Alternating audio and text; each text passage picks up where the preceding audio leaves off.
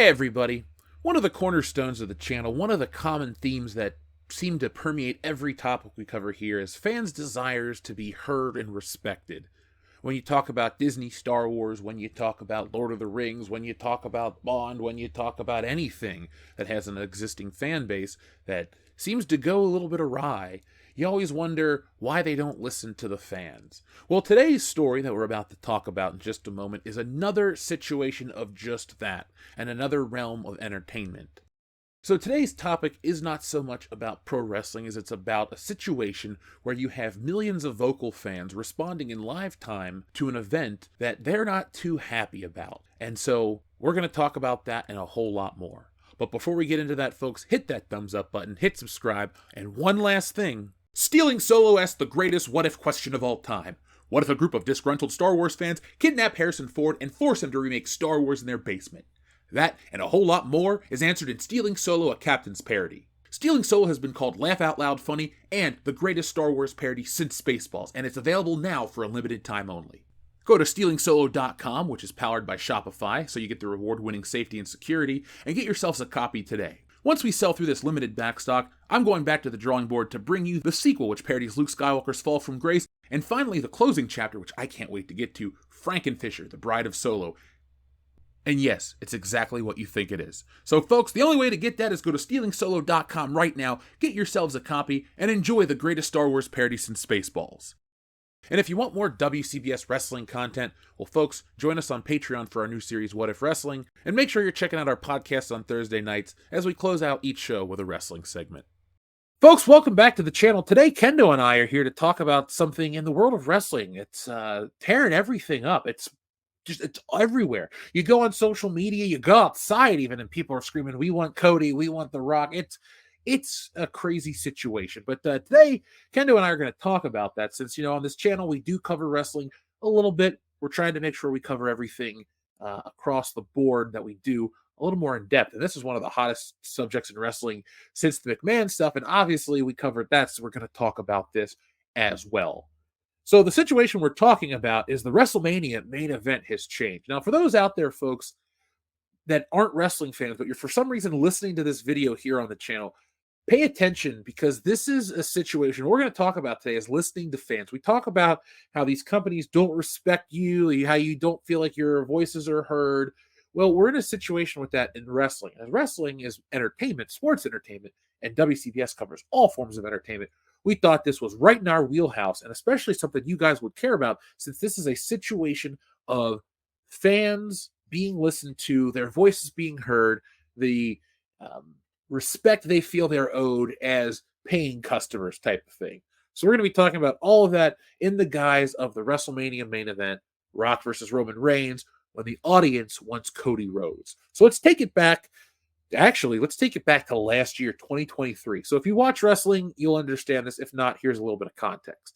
There's a big match called the Royal Rumble. In the Royal Rumble, if you win that match, it's a 30-man over-the-top match where toss guys over the top rope, and the last man standing is the winner. The winner gets a match at the main event of WrestleMania. WrestleMania is like the Super Bowl of pro wrestling. It's the biggest show every year. It takes place in the spring. It's had all the big stars perform and have iconic moments at said show. It's the biggest of all time in this professional wrestling game.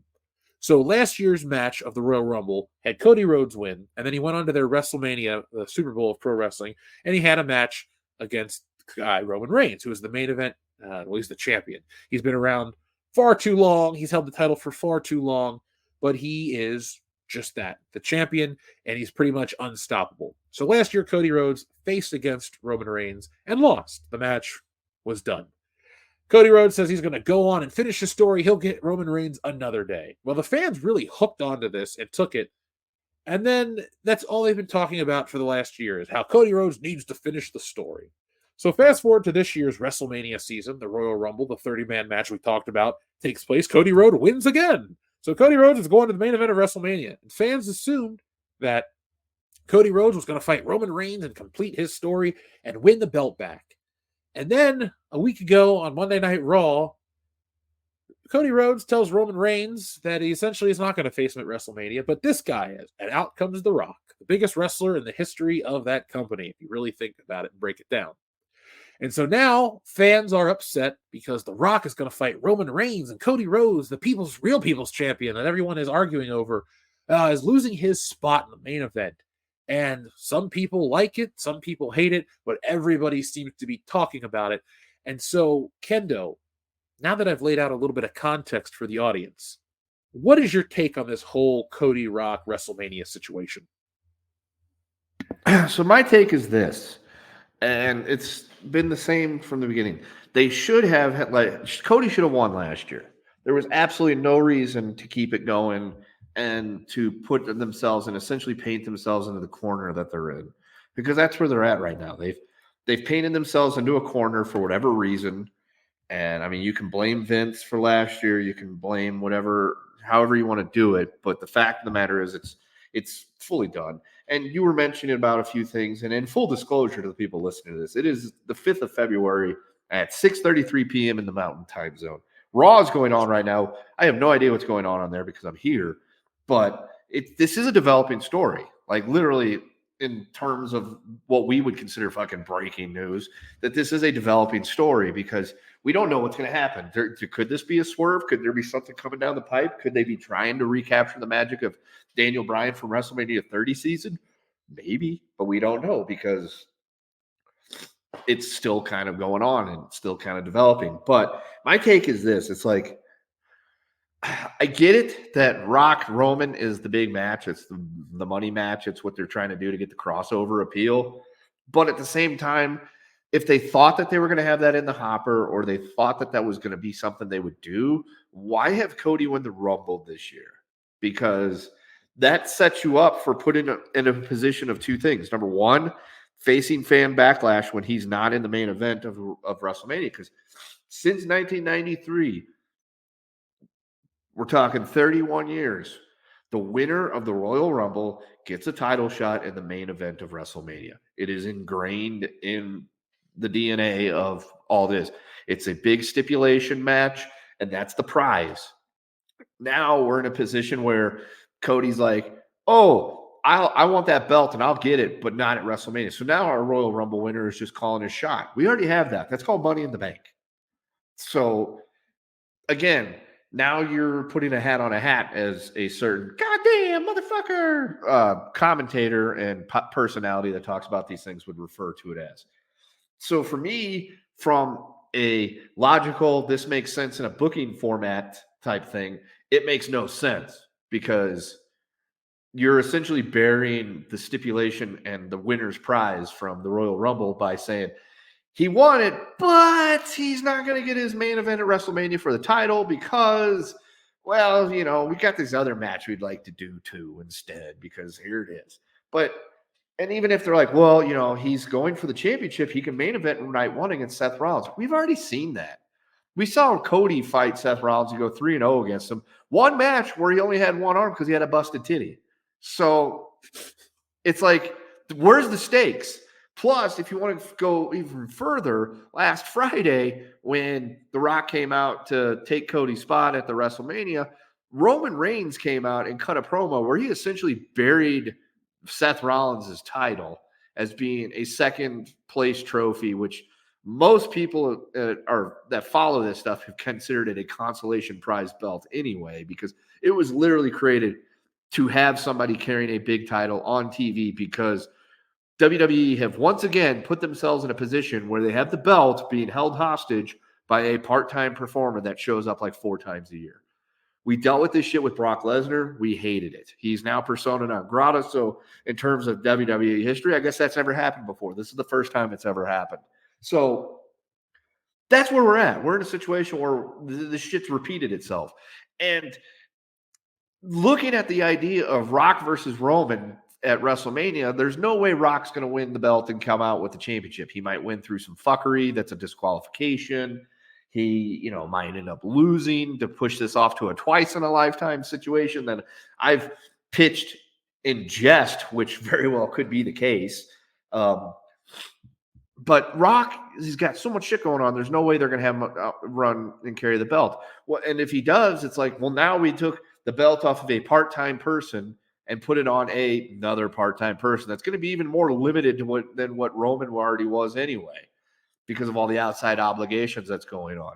So more than likely, Roman's going to go over, keep his belt, and then we're going to get the rematch next year, which then now you're going to keep the belt probably on Roman Reigns for an entire another year to pass up Hulk Hogan's make-believe fucking record that doesn't exist, because they have mentioned that enough times on TV to make you think that, God damn it, they're going to keep the belt on this guy for even longer. So see, this is where I think the Vince McMahon era and the Triple H or whatever this era is different, where part of me thinks this is all work to get Cody Rhodes super over, to get people to care about something. They just like the Daniel Bryan situation, because I never really got the whole, where does Daniel Bryan's story, where's the line drawn versus reality and fiction?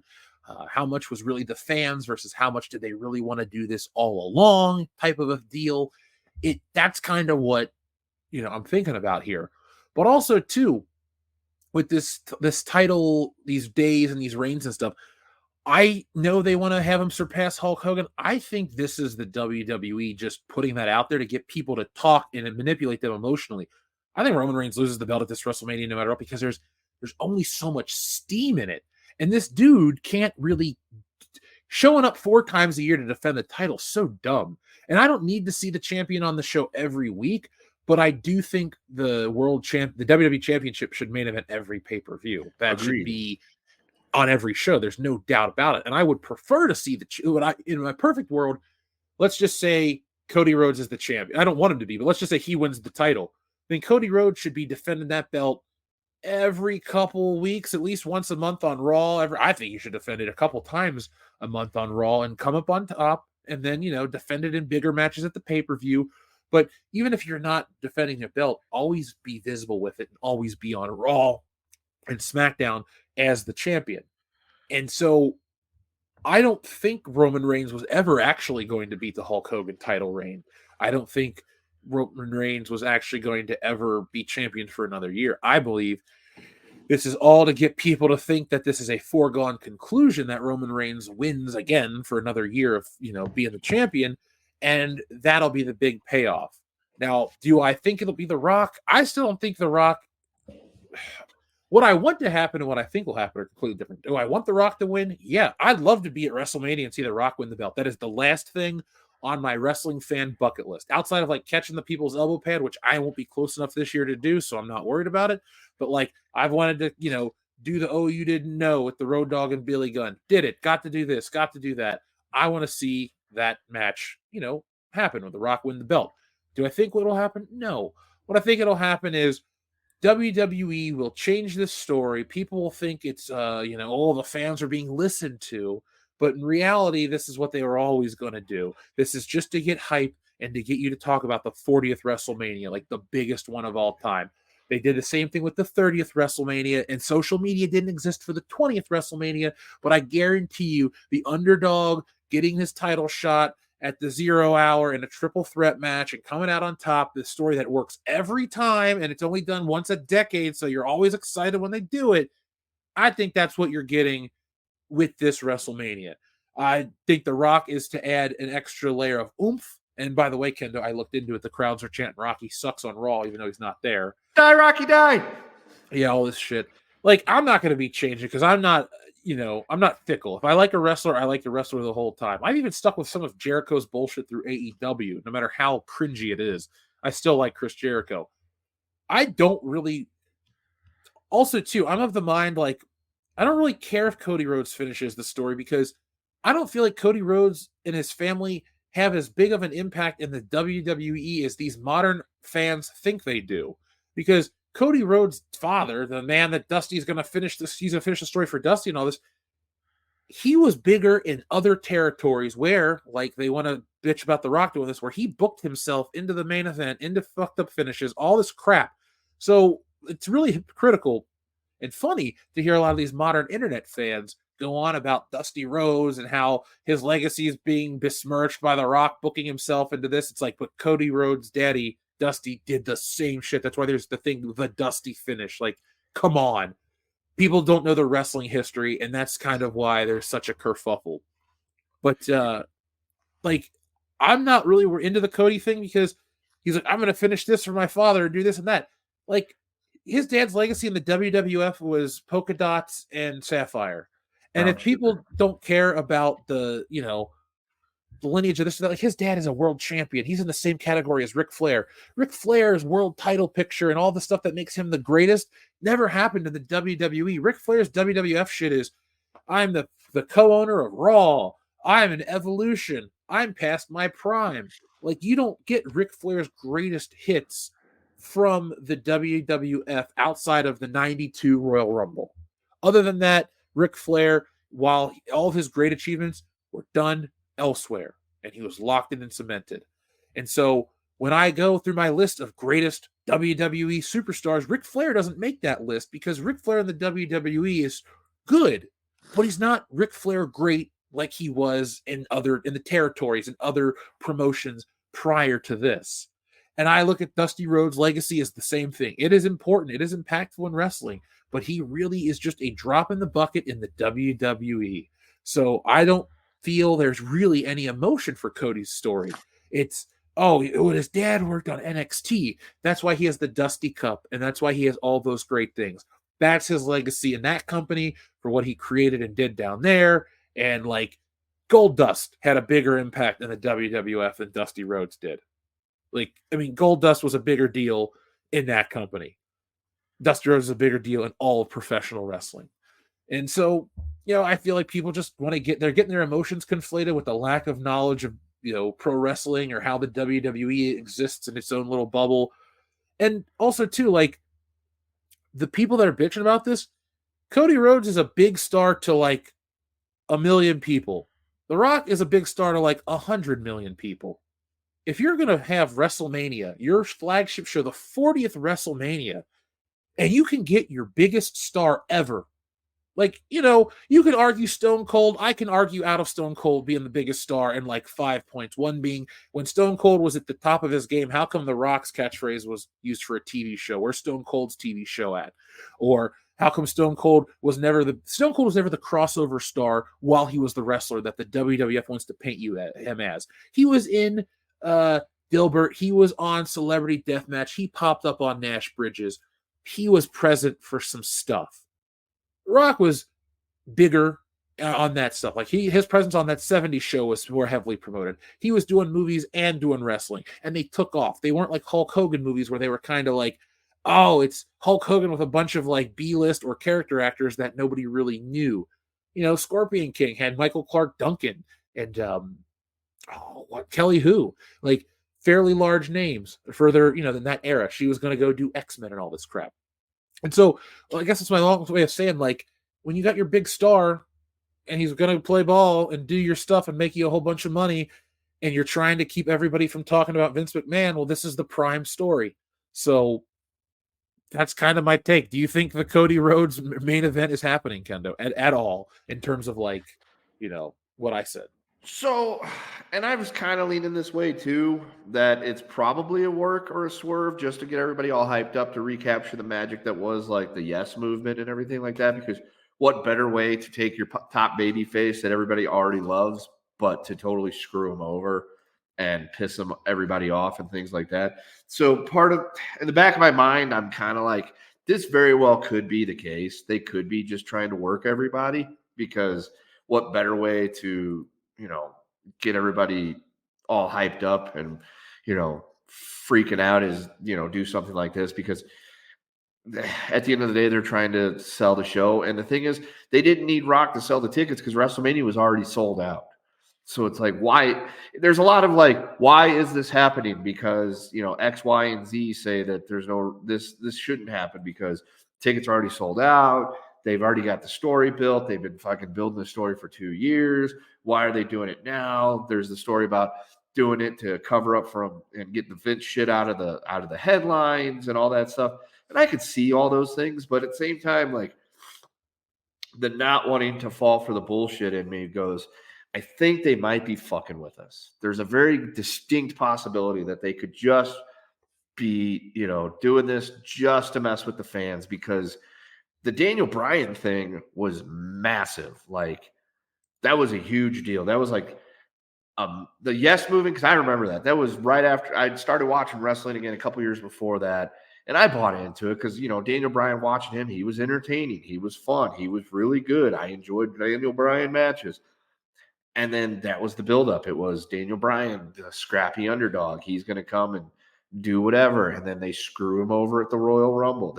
He finally wins the title off of, Cena. They immediately cash in with Orton, and Triple H turns on him as the guest referee and screws him out of the belt. And that was like the catalyst for all that stuff. And then the fans hijacked Royal Rumble 2014 when Blue Tista came back. It wasn't Blue Tista yet. He was just Blue Tista.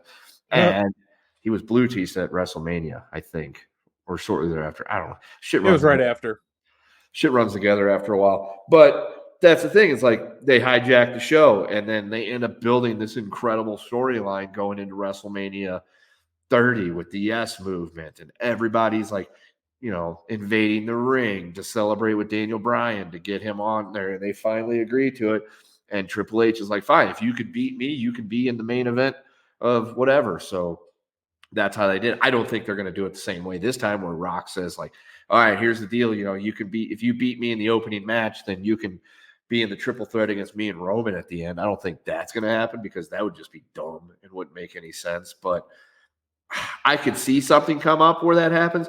In all honesty, the way they should have done it to begin with is that there should have been the build going into the match. And then the thing that happens is that, like, the last or close to the end of the build towards WrestleMania is when Roman and Solo are standing there, and Cody says something about, oh, by the way, I've got some backup of my own. And that's when The Rock comes out, and he's going to be in Cody's corner. And then what he does is he takes Solo out to keep the bullshit from happening, because that's the only way Roman's been winning for the last year and a half. Is it's the same fucking rinse and repeat finish every fucking match, with Solo Sikoa comes out and helps him win. He takes him out. He beats, Cody wins. He beats Roman, Pro Downs pal. And he goes on to win the belt. And then now Roman's beef is with Cody, but also with The Rock. So then you could have the rematch built up for SummerSlam. And, it's like, oh shit, Cody's going to, maybe lose to Roman. Roman's coming with, a vengeance. But then fucking Rock shows up, fucks him over again, keeps it from happening. And then that's where you get your build to the next WrestleMania, where it's Roman versus The Rock for the head of the table. But that's, to me, what would have made sense. But at the end of the day, that's not. They're either going that direction or they're not. That's really all it is. They're either going to give us Cody versus Roman, or they're going to give us Cody versus Seth and Rock versus Roman. I don't know.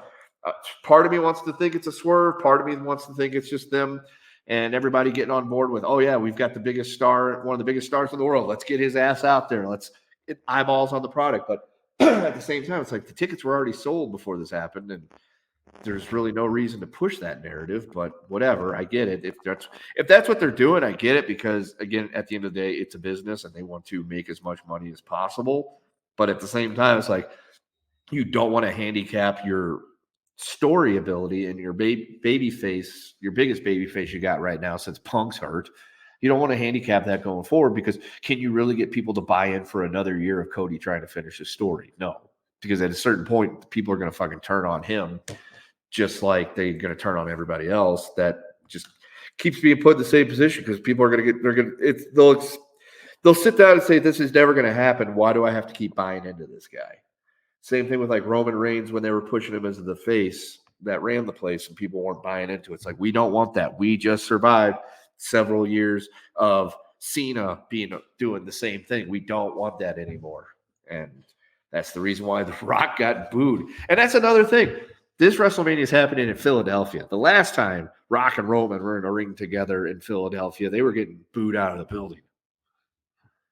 It's going to be weird being there, because I'm pro Rock no matter what, and I'm just going to be decked out in my WrestleMania gear, my Rock shirt, all this stuff, and I'm sure it's going to be one of those like, holy shit, people are very vicious. I mean, Philadelphia's already full of pissy people, but that's a topic for another time. But the thing I wanted to say, Kendo, is you talk about WrestleMania's tickets being pre-sold. Very fair point. But let's say, the Link holds, 75,000 people for WrestleMania? That's only 75,000 people of the millions and millions that are going to watch WrestleMania, or, how many more people will watch WrestleMania? Because when The Rock came back the other week on social media, his views were like 400 million or some ridiculous amount. It was like the highest watched thing in the history of pro wrestling social media. But, when Cody Rhodes gets his movement, it's like 1/100th of that. So, these people that are going to complain and whine about it, I think a lot of it too comes from people just being like jaded over WrestleMania 29. It's like, but he stole CM Punk's spot. It's like, I didn't want to see Rock Cena too. I'm with you there, but that's to give John Cena his win back. That's Vince McMahon and his 50-50 booking.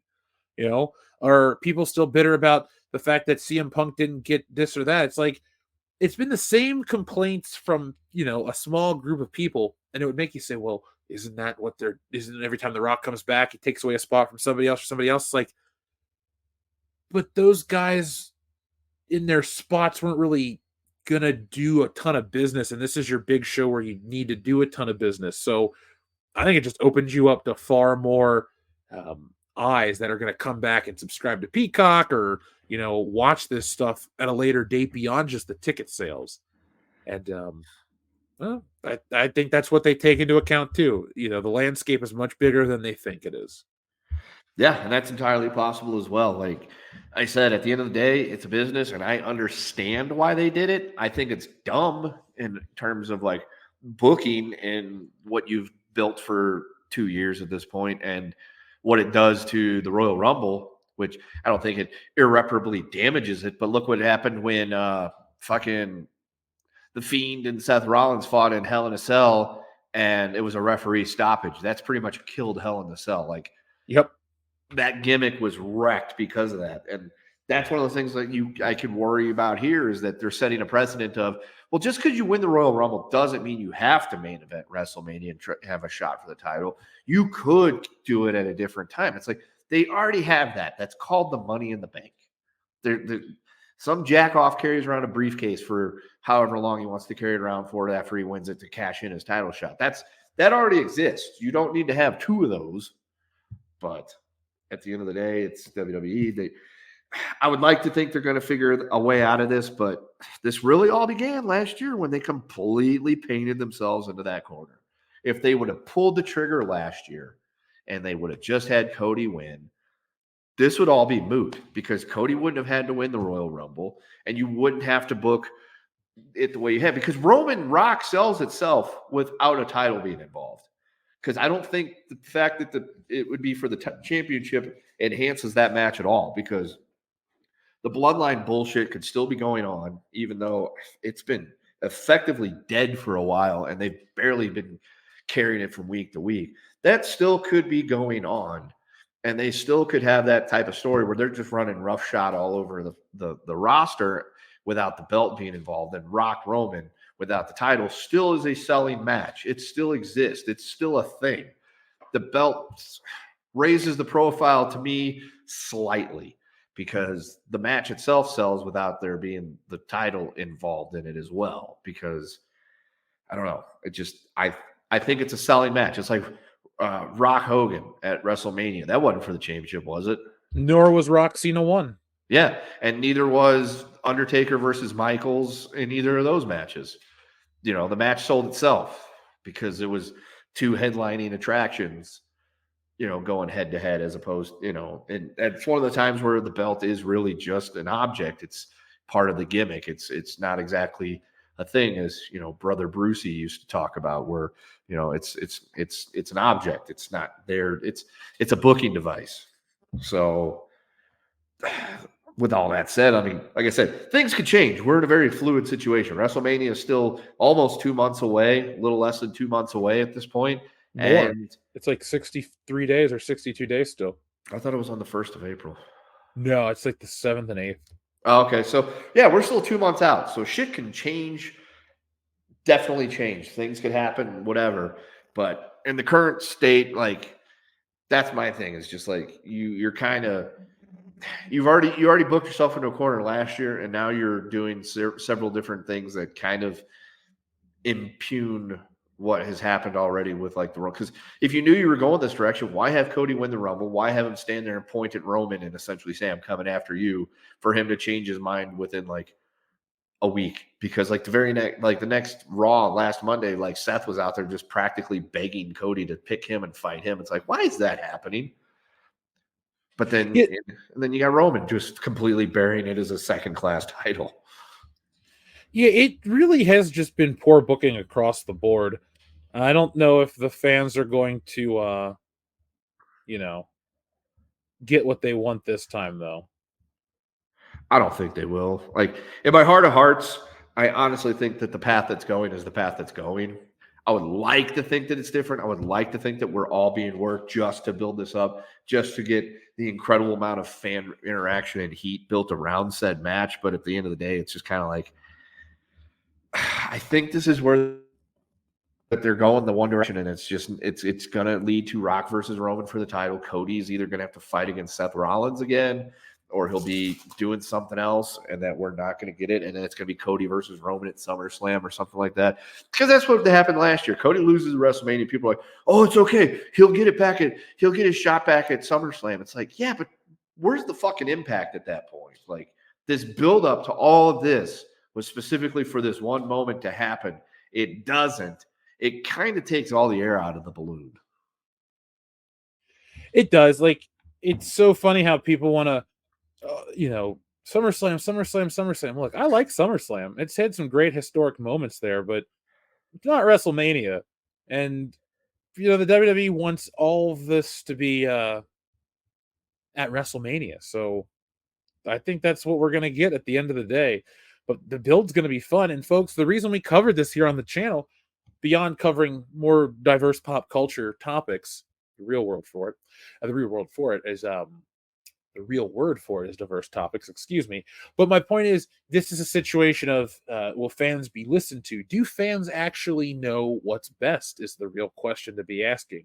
Because if Cody Rhodes goes over and wins his belt and finishes the story, what is Cody Rhodes' wrestling persona then? Everything in the WWE has literally been to finish my story, my kingdom, my legacy. All right. Well, then these stories usually end with, and they lived happily ever after. But there's like a whole life you have to live ever after.